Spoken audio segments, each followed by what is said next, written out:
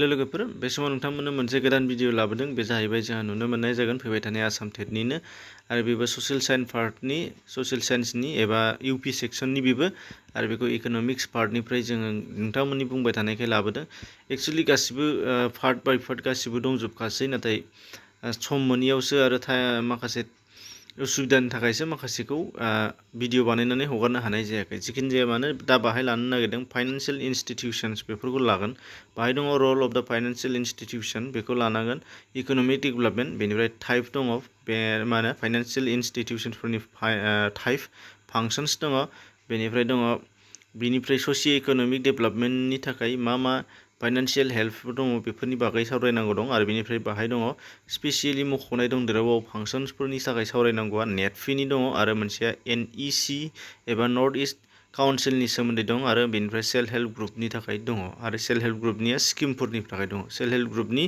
फांक्शन्सफोरखौ मोनगोन नाथाय self help ग्रुपनि स्किमफोरखौ बाहाय मख'नो हानाय जायाखै स्किमफोरनिखौ उनावहाय नोंथांमोना नेटआव नागिरनानै लानांगोन बिनिफ्राय बाखि नैबे सेल्फ हेल्प ग्रुपनि स्किमनि अनगायै बेसेबां दं बाखि बाहाय दं बेफोरखौ मोनजोबसिगोन बे भिडिअनि गेजेरजों दा फैदो गोबाव खालामाजासे फारि फारि थांदिनि दा बेवहाय अबजेक्टिभ टाइपनि सोंनाय जानाय नंला नट टाइपनिसो सोंनाय जासिगोन बेयाव नट टाइपसो होनाय जादों बेयाव अबजेक्टिभ टाइप जेरैबायदि एग्जामाव फैगोन बेबायदिखौहाय फर्मेट कुइसन खालामनो हानाय जायाखै बेखौ नट हिसाबै लाबानो जाबाय जेरैखि सोङा हानायनि थाखाय एक्चुअलि नटआनो साबसिन दा बाहाय फैदो फार्स्टनिफ्राय दङ जोंहा नुगासिनो दं बेंकआ मा होनदों एक्चुअलि बेंकआ मा बेखौ बुजिनानै लानो नांगोन फाइनान्शियल इनस्टिट्यूशन माने बेंकआनो एक्चुअलि डाइरेक्टलि बे दा बेंकआ मोनसे राङारि फसंथान मोनसे इकोनमिक इनस्टिट्यूशन दा बे जाहैबाय मानि जाय लन हरो माने दाहार हरो आरो दाहार लायो होनदों दा बेखौनो बेबायदि मोनसे इनस्टिट्यूशनखौनो फाइनान्शियल इनस्टिट्यूशनखौनो बेंक होननानै बुंनाय जायो होनदों रांखान्थियारि फसंथान एबा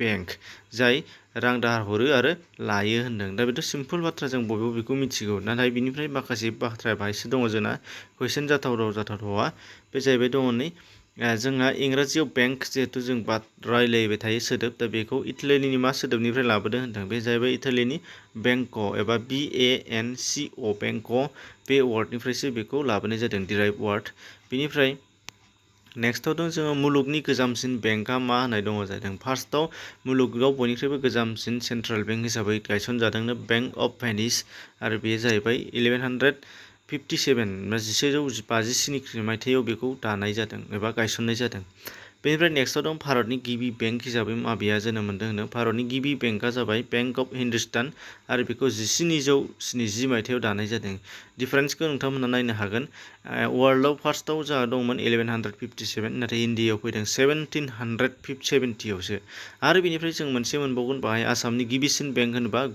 गुवाहाटी बेंक लिमिटेड मोनसे ओंखारदोंमोन आन्डार ब्रिटिश रुल बे जाहैबाय 1926 आरोबाव इन्डिया आरो आसामनि बेलायाव जों नायबा नुबावगोन इन्डियायाव 1770आवनो आसामाव ओंखारदों जोंनिया बेंक अफ गुवाहाटी बेंक लिमिटेडआ 1926 दा बेफोरखौ गोसोआव लानांगोन बेनिफ्राय बेंकनि रोखोमफोर टाइप अफ फाइनान्शियल इनस्टिट्यूशन ओंखारदोंमोन जोंना दहायो दा बिनिनो पार्टआ जाहैबाय टाइप अफ फाइनान्शियल इनस्टिट्यूशनफोरा बाहाय दङ जोंहा फार्स्टआव मिरुआरि बेंक एबा सेन्ट्रेल बेंक होनदों जाय सेन्ट्रेल बेंकखौ जोंनि फाइनान्स मिनिस्टारनिफ्राय मिनिस्ट्रि अफ फाइनान्स डिपार्टमेन्टनिफ्राय बेखौ सामलायजायो एबा सरकारजों सोमोन्दो गोनां एबा हादर मोनसेयाव मोनसे मिरुआरि बेंक थायो एबा सेन्ट्रेल बेंक थायो दा बे सेन्ट्रेल बेंक आरो जोंनि मिरुआरि एबा सेन्ट्रेल बेंकनि मुङा रिजार्भ बेंक अफ इन्डिया एबा RBI दा बिनि बागै एसे उनावहाय गासैखौबो मोनगोन डिटेल्सै RBI निफ्रायनो फैयो फ्रायानो बेनिफ्राय फालांगियारि बेंक कमार्शियेल बेंक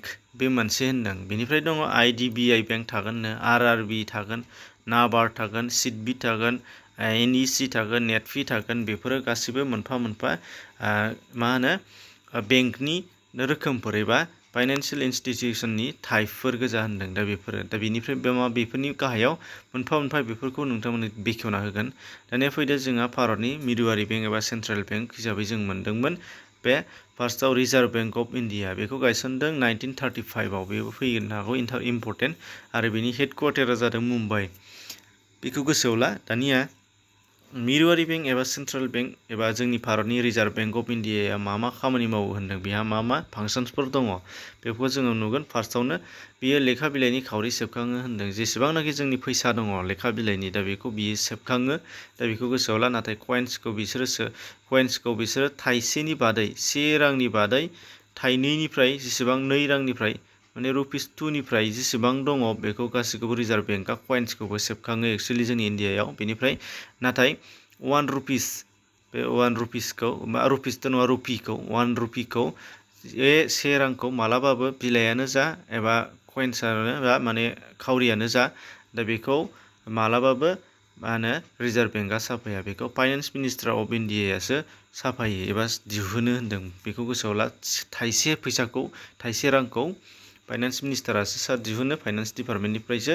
बेनिफ्राय थाइनैनिफ्राय जेसेबां दङ आप टु जोंनाव दा ओंखारदों 2000सिम 2000नि फैसा ओंखारदों 2000 रांसिम ओंखारदों बिलाइ। दा बेखौ गासैखौबो रिजार्भ बेंक अफ इन्डियाया साफायनाय जायो। बाखि गुबुन बेंकफोरा बेखौ साफाया। जोङो नुनानै दंखायो रिजार्भ बेंक अफ इन्डिया लिरनाय थाखाय नोंथांमोना बयबो नुखादों फैसा। दा बेनिफ्राय बियो रैखाथि खावरि दाहार खावरिनि बिबांखौ सामलायो।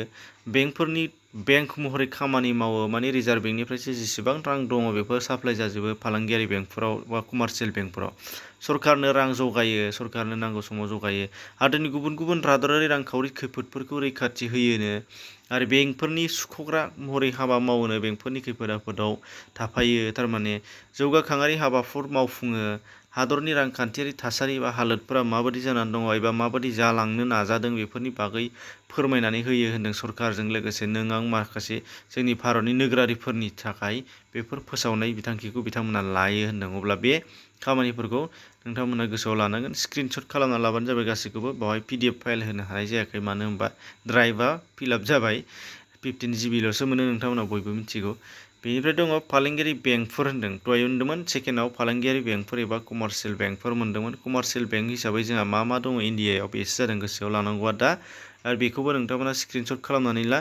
बेयाव दायो नुगोन अब्ला फारियै जोंहा स्टेट बेंक अफ इन्डिया दङ SBI। दा बे जाहैबाय 1 जुलाइ 1955आव बियो गायसनजादों होनदों। बेनिफ्राय इउक' बेंक दङ जोंहा इउनाइटेड कमार्शियेल बेंक। एक्सुवेलि बेयो जाहैबाय 6 जानुवारि 1943आव गायसनजादों होनदों। बेनिफ्राय बेंक अफ इन्डिया बे सेप्तेम्बर 7, 1906। बेनिफ्राय दङ पान्जाब नेसनेल बेंक PNB बे जाहैबाय 19 मे 1894 बेयाव गायसनजादों होनदों। बे जाहैबाय लाहराव गोदो ब्रिटिश रुलावनो बेखौ गायसननाय जादों होनदों। दानिफ्राय बेंक अफ बर'दा BOB बे जाहैबाय 20 जुलाइ 1908। बेनिफ्राय ICICI 1994, HDFC 1994, बेनिफ्राय KMB एबा कटाक महिन्द्र बेंक 1933, बेनिफ्राय AGVB बेखौ मा होनना बुङो आसाम ग्रामिन बिकास बेंक बेबो 1976। दा बेफोरबो फैनो हागौ मोनफा इयारफोरखौ गोसोआव लाबानो जाबाय। नाथाय बेफोरनि बागै फांसन्स एबा अबजेक्टिभ्सखौ मख'नाय गैया बेयाव। बेखायनो बेफोरखौ आङो डिटेल्स होआखिसै बेखौल' होनाय जाबाय। बेफोर जाहैबाय मोनफ्रोमबो कमार्सियेल बेंक गोजा।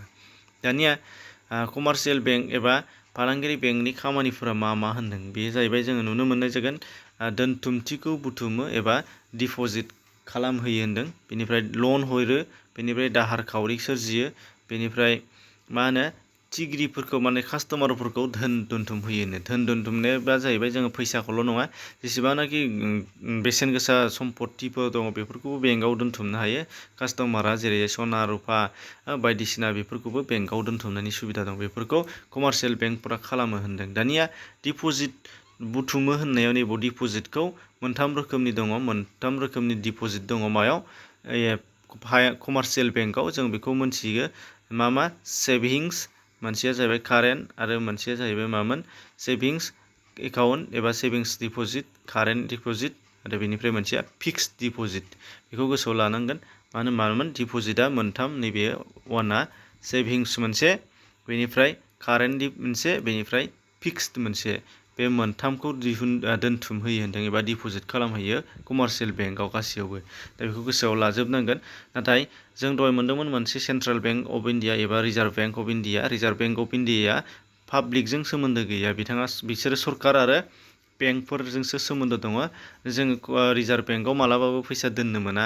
पाब्लिकफ्रा बेनिफ्राय लेनदेन खालामनो हाया लन थन लानो हाया, गासिबो कमार्शियेल बेंकनिफ्रायसो लन लानो हायो, लन हरनो हायो एबा दाहार दोननो हायो, फैसा एकाउन्ट खुलिनानै लानो हानाय जायो। रिजार्भ बेंकआवथ' एकाउन्ट खुलिजाया। दा बेफोर गासैबो रिजार्भ बेंकआव दङ आरो रिजार्भ बेंकनि जोबोद बुरजा पावार एन्ड फांसन्सफोर दङ। बेफोरखौ जोङो दा बेयाव मोननाय नंला आरो बेयाव रिजार्भ बेंकनि सोमोन्दै डिटेल्स बिनायबो गैया सिलेबासाव, बेखायनो नोंसोरनो बाहाय खिन्थानाय जायाखिसै। ओरैनो गोसो दंब्ला दस्राफ्राव नायनानै लानो हानाय जागोन। रिजार्भ बेंकनिफ्राय मा दङ, मा होनो रिजार्भ बेंकनिफ्राय गुबुन गुबुन हादरारिफोरनि बेंकखौ सामलायो होनदों रिजार्भ बेंकआ। माने मा होननाय जादों, गुबुन गुबुन हादरनि रांखावरिफोरखौ जोङो इन्डियायाव लाबोनांगौबा, जेरै कनभार्ट खालामनांगौबा रिजार्भ बेंकआ लायो बेखौ। स्टेट बेंक बा गुबुन गुबुन मा होनो जोंनि कमार्शियेल बेंकफोरा बेफोरखौ लाया होनदों। बेबादि थांनाय 2019आव फैदोंमोन मोनसे माबे बेंकनि हार, बेंक रेट होनबा माखौ बुजियो होननानै सोंनाय दंमोन। बेंकनि हारा मा होननाय फैदोंमोन, नोंथांमोना होदोंबा मिथिगोन। दा बे जाहैबाय मामोन, रिजार्भ बेंक। रिजार्भ बेंकआसो गासैबो फैसानि दिहुननायखौ लायो रिजार्भ बेंकनिफ्राय कमार्शियेल बेंकआव हरो नालाय, जिहेतु लन हरो। दा बे लन हरनायनि जिहेतु रेट, माने सुदनि रेट, लन हरनाय रिजार्भ बेंकआ कमार्शियेल बेंकनो जिहेतु रां हरो, दाहार हरो, बे दाहार हरनायनि जिहेतु सुदनि रेट, बेखौनो होनना बुङो बेंक रेट। दा बेखौ गोसोआव लानो नांगौमोन। बे अपसना दंखायोमोन बै थांनाय भारत बोसोरावबो, थांनाय 2019नियावबो बेखौ मिथिखागौमोन। दानिया फैदो बाहाय दङ भारतनि दहाय जोङो मोनसे मोनबोबावदोंमोन बेंक टाइपनियाव, industrial development bank of India एबा IDBI। दा बे industrial development bank of India एबा IDBIआ 1964आव दाजादों। बेनि मा खामानिफोर दङ बेफोरखौ बाहाय होनाय दङ, स्क्रिनशट खालामना लाब्लानो जाबाय। फरायजोबला आङो, बेखौ रग' रग' दंखायो, स्क्रिनशट खालामना लाबानो जाबाय। आरो बेखौ एक्सुवेलि नोंसोरो क्लास 10नि ससियेल साइन्स इकनमिक पार्टखौ नायबाबो बेखौ मिथिजोबगोन। नाथाय सिगाङाव बुंनायफोरखौ मोनजोबनाय नङा, गुबुन गुबुन लेखा आरो इन्टारनेटनिफ्राय कालेक्सन खालामदों सिलेबास बेस हिसाबै। दा बेखायनो माखासेखौ मोननाय नङा, नैबेखौ मोनगोन आरो industrial development bank of India, बेखौ नोंथांनो स्क्रिनशट होखादों। दा जायफोरा फरायसा समाव फरायनाय बिजाबफोर दङ बिसोरखौ मोनगोन, जायफ्रा 9-10आव गथ'फोर दङ, नाथाय गैयाबा स्क्रिनशट खालामबानो जाबाय। बेनिफ्राय नेक्स्टआव दंमोन मोनसेया रिजनेल रुरेल बेंक, बेबो दङ। बेनि पावार फांसन्स बिनाय दंजोबो नालाय गासिबो, दा बेबो दङ नै, बेखौबो स्क्रिनशट खालामना लाब्लानो जाबाय। बेनाथ' मोननैल'खा, फालांगिरि माहाजोनफोरनिफ्राय गोबां हारनि सुद होनानै दाहार लानाय, गामियारि मानसिफोरनो एसेल' हारनि सुद होनानै मदद खालामनाय होनदों। दा बे नाथाय बेफोरखौ सोङाबाबो नैबेयो फैगोन 1975आव रिजनेल रुरेल बेंकआ दाजादों, बेखौ गोसोआव लानांगोन। बेनिफ्राय दङ जोंहा मोनसे नाबार्ड, खुब इम्परटेन्ट, थांनाय बाराव फैदोंमोन नाबार्डनिनो 2019आव। बे जाहैबाय national bank of agriculture and rural development एबा नाबार्ड। बेयो जाहैबाय 1982आव दाजादों आरो बेखौ बेनि पावार एन्ड फांसन्सफोरखौ गोसोआव लानांगोन। बेयो गासै मोनथाम दङ, बेखौबो स्क्रिनशट खालामना लाबानो जाबाय, होमबानो गावबागाव नट खालामना लानो हानाय जागोन। गोसोबादि नुखायो, सिनायखायो, जेबो नङा। बेनिफ्राय दङ मोनसेया जाहैबाय small industries development bank of SIDBI, जेखौ होनना बुंदोंमोन। दा बेयो 1989आव इण्डियाननि सरकारनिफ्राय बेयो मोनसे आयेन हिसाबै आजावजादों होनदों आरो बेनिफ्राय 1990आव, माने बोसोरसे उनाव 89आव आजावबाय, बेनिफ्राय 1990आव बेखौ इमप्लिमेन्ट खालामबाय होनदों, माने बेनिफ्राय बाहायजेनबाय।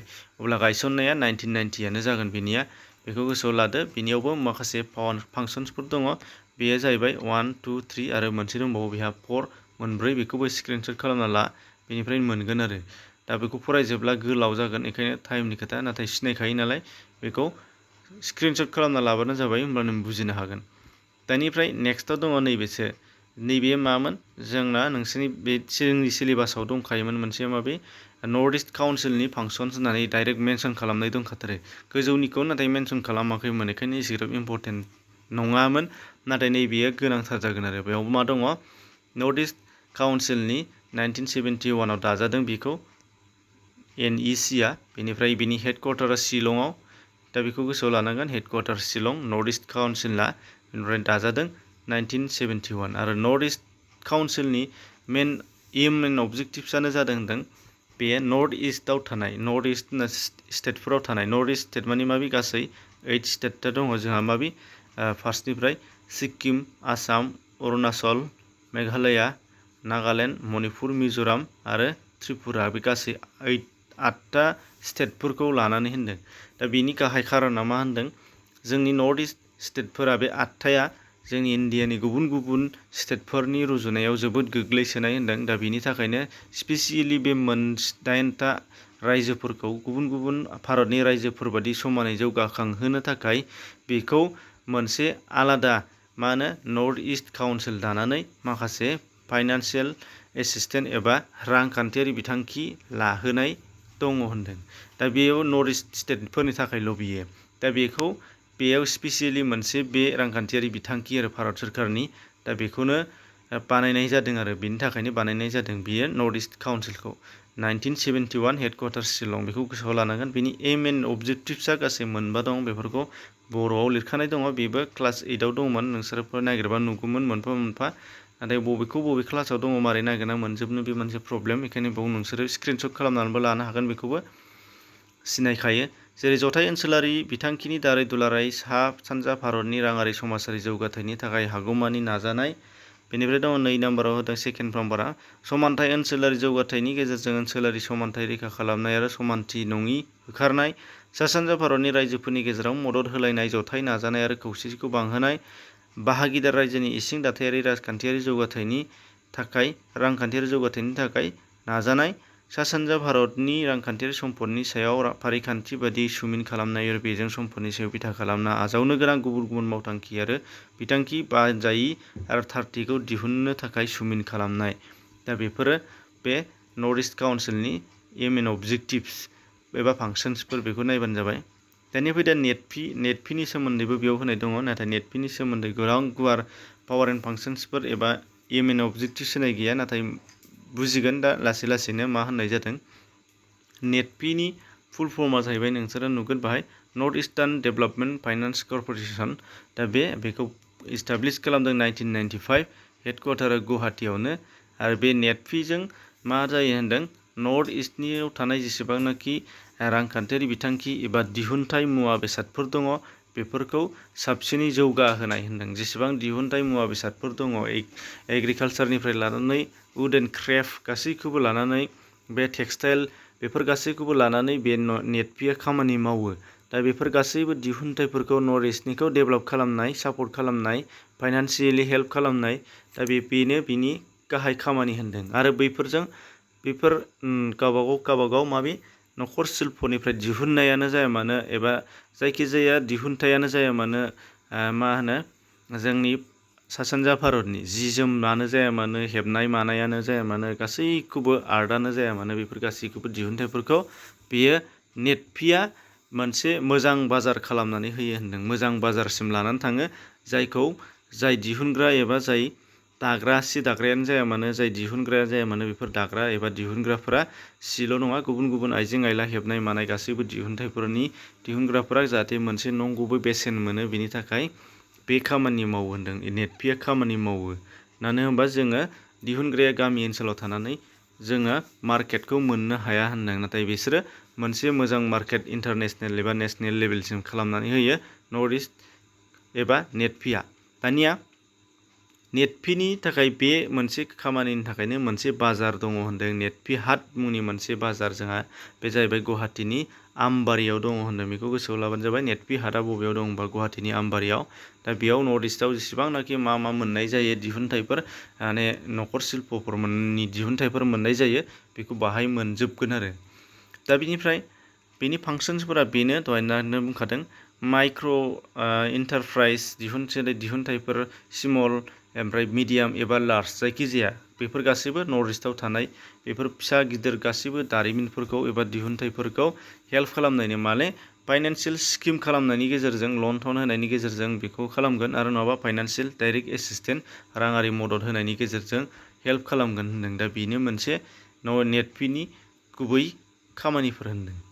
दानिया लास्टआव दङमोन जोङो नुनो मोननाय सिलेबासाव लास्टआवनो दंखायोमोन सेल्फ हेल्प ग्रुपनि सोमोन्दै।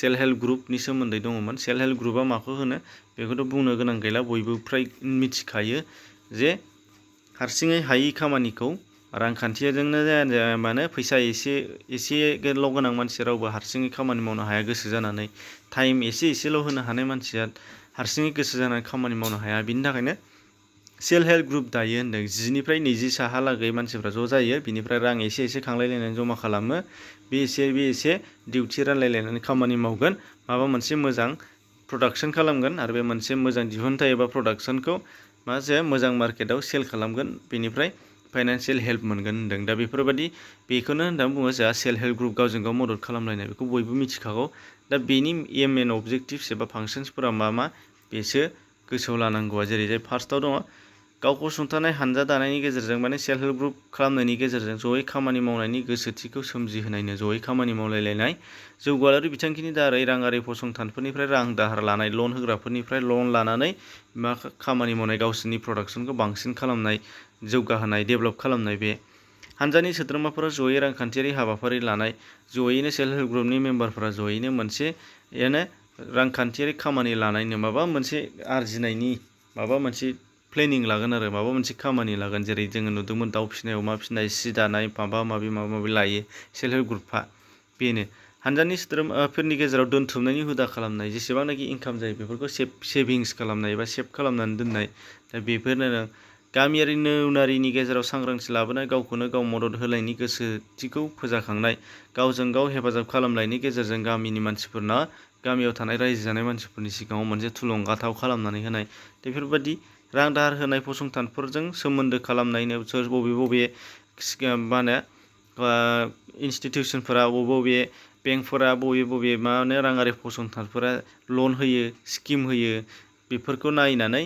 बिनिफ्राय रां दाहार लानाय लन लानाय होदों जेरै नेटफिया होयो नाबार्डआ होयो आरो बिनिफ्राय आथिखालाव बेंकफोराबो होसै ग्रामिन बिकास बेंकफोराबो होसै SBI फ्राबो होसै गोबां बेंकफोराबो बिनि स्किमफोरखौ लाफाजोब्बाय सेल्फ हेल्प ग्रुपनि स्किमफोरखौ दा बे नाथाय गोदो फार्स्टआव बे स्किमखौ नाबार्डआ खालामजेनदोंमोन सेल्फ हेल्प ग्रुपनि थाखाय उनावहाय नेटफि फैदों दा बेखौ गोसोआव लानो नांगोन दा बेफोरबोमोन दा जेखि जाया मानो बेयाव नोंथांमोननो बे मोनसे पइन्टनिफ्राय 90% नोंथांमोनहा मोनबाय जानांगौ आन्दाज खालामो बेखौ नोंथांमोनहा नायफिननानै लाबानो जाबाय लाइक खालामनानै दोनबानो जाबाय लाइब्रेरियाव थानायनि आरो बिनिफ्राय गुबुनखौ फोरोंनायखौ डिसक्रिपसनाव लिंक दं गोबां फोरोंजाखाबाय बेयाव थांनानै मोनफा मोनफा बासिनानै नायनो हागोन गासैखौबो डिसक्रिपसनाव बे भिडिअनि डिसक्रिपसनाव लिंक मोनजोबगोन नायै नायबानो जाबाय शेयार खालामनानै होबानो जाबाय गुबुनफोर मोननाय बायदि एसेनोसै गोजोन्थों।